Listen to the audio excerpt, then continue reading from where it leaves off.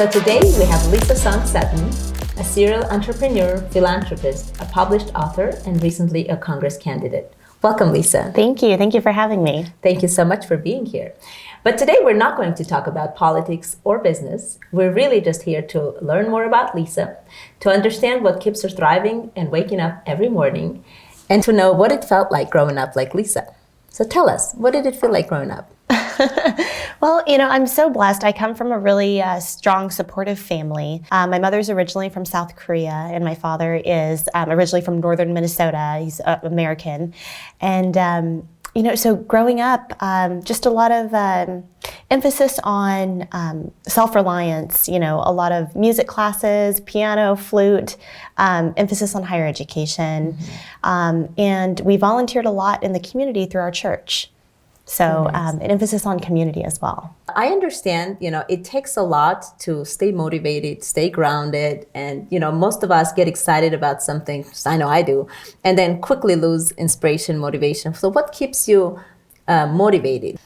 I think it's having that work ethic to push through, right? On the days that you don't want to get out of bed, on the days that you're just too tired to go to that next event or the next meeting or take the next call, you have to push yourself, right? If all of us stop when we are tired and want to stop, none of us are going to get anything done, right? And certainly nothing extraordinary. So we have to push.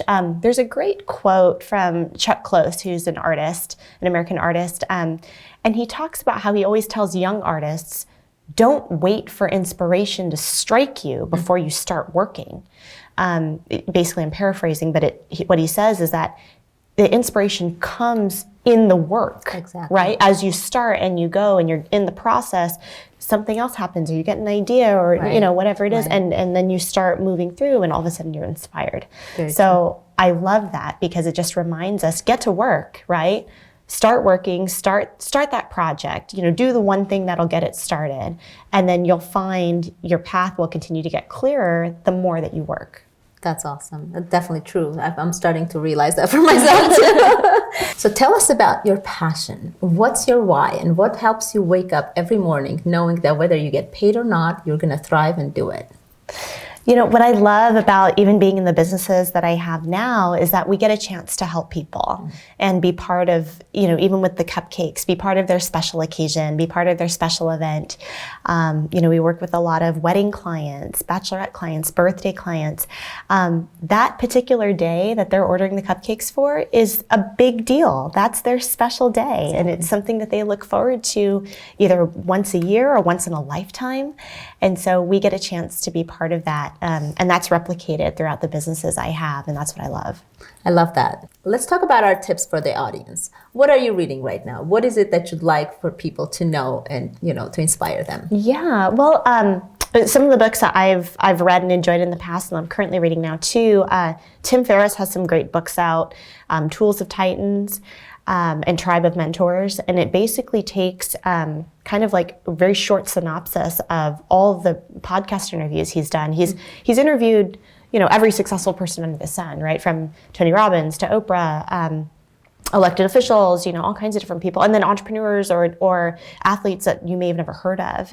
And he pulls out, really tangible, what do you eat in the morning? What's your morning routine? What are you reading? Those kind of really tangible, actionable tips, and he's put them into a book. And I think those are fantastic. Those are easy, quick reads. There's also a great book called More Than, and it's by this woman, Gina Radke, who I actually met at the World Women's Summit a couple years ago. She's an incredible entrepreneur out of Little Rock, Arkansas, and it's called More Than. And she basically just talks about, the tangible stories and experiences that she's gone through being a woman in the aviation space.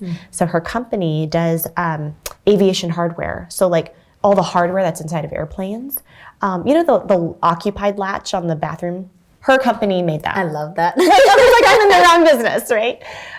She's just an incredible lady, so inventive, so innovative. And her book is called More Than. You can get it on Amazon now. And like I said, she talks about, how interesting it is. For example, the company she has, it's she and her husband have the company. And immediately, when people hear that she and her husband have the company, they just assume the husband is the founder, right? And he's actually running the company, and maybe the wife does the books or something like that, you know. And in fact, you know, it's her company, right? And he's part of it because he's her spouse. So, you know, just little things like that. She offers just such great advice about her experiences. So I highly recommend that. Do you have any women that you get inspired by? Any historic figures, any, you know, celebrities, anybody that inspires you? Oh, there's so many. I mean, if we went historic, I think even like Cleopatra, you know, she was one of the first prominent female pharaohs, and especially in a time where, you know, women were not held in power positions. I think Sandra Day O'Connor is just incredible. You know, when I was in college and going to grad school as well, she was definitely one of my inspirations. You know, the first female Supreme Court justice, the barriers that she had to break to build what she built and attain the positions that she did. There's just so many incredible women. But certainly, you know, what I love about Las Vegas is that we have this incredible group of women right here. Right. Local women who are powerful and strong and own their own businesses and also run their families and also run their lives, and they're just really able to juggle it all. And I love that we have that network here. That's amazing. I agree with you, and I absolutely love that, which is what inspired me to start this. And you have a law background. So it's like completely disconnected from entrepreneurship, philanthropy, and Congress. So you're like that perfect role model for everyone who you know, you really can do it all if you just try. Yes, right? Thank you. So I guess one last question would be, what do you think is the most significant barrier for women in leadership today? Because we've gone a long way. I mean, it's no longer that really male-dominated industry, and we see that more and more in entrepreneurship and now in politics. So what do you think is the main barrier? You know, sometimes we are our own worst enemy. Right? We will talk ourselves out of opportunities. We will tell ourselves that we are not prepared, that we're too young, that we don't have enough experience. We limit ourselves sometimes. And that negative self-doubt, that negative self-talk, all that will do is exacerbate the underestimation that's happening around you anyway. So who has to be your biggest champion? You. Right?